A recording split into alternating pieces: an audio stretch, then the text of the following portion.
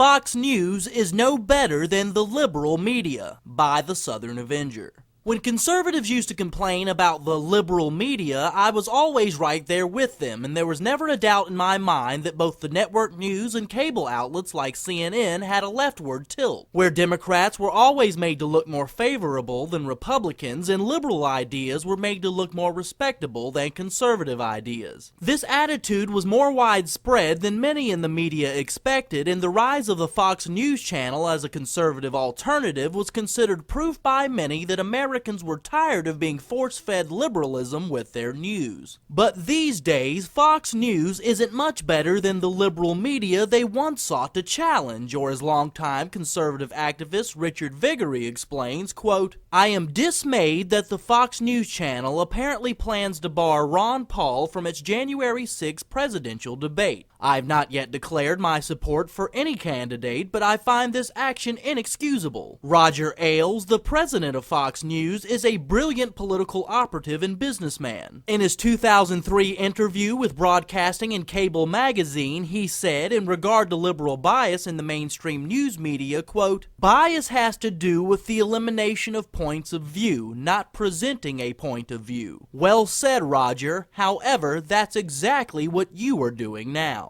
And Viguerie is exactly right. My first brush with how fearful the neoconservative establishment is of true conservatives came in 1996 when Pat Buchanan won the New Hampshire Republican primary. Buchanan's main issues were ending foreign intervention and foreign aid overseas, stopping illegal immigration, national sovereignty, and saving the middle class from corporate greed and big government. As the entire Republican establishment lined up behind eventual nominee Bob Dole, they attacked Buchanan with everything they had. Rush Limbaugh said Buchanan wasn't even a conservative. The other candidates attacked Buchanan's support for the Confederate flag, and author Bill Bennett even said that Buchanan, quote, "flirted with fascism." Now here we are in 2008, where the issues Buchanan brought up a decade ago are once again front and center, at least for one candidate. Yet, like the liberal media, Fox News believes they alone should control and define respectable opinion, continues Viguerie, quote, "Ron Paul is a traditional limited government conservative in the grand tradition of Robert A. Taft, Barry Goldwater, and Ronald Reagan. He has astounded the political world by raising almost $20 million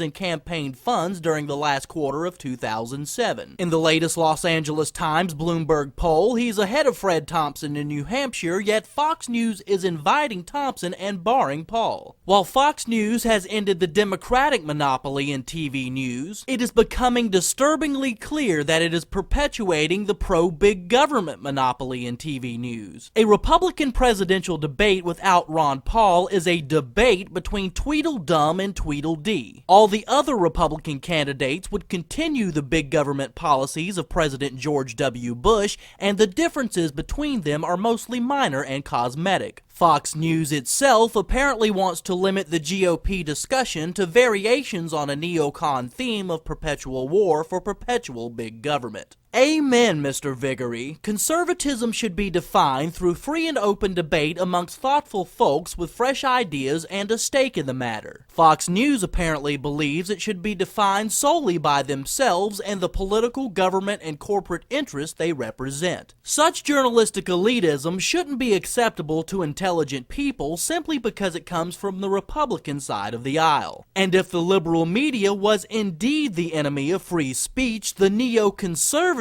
media does not promise much of an improvement. For more commentaries, log into SouthernAvenger.com, read my weekly column in the Charleston City paper, or listen here each Tuesday and Friday to the Southern Avenger, only on 1250 WTMA.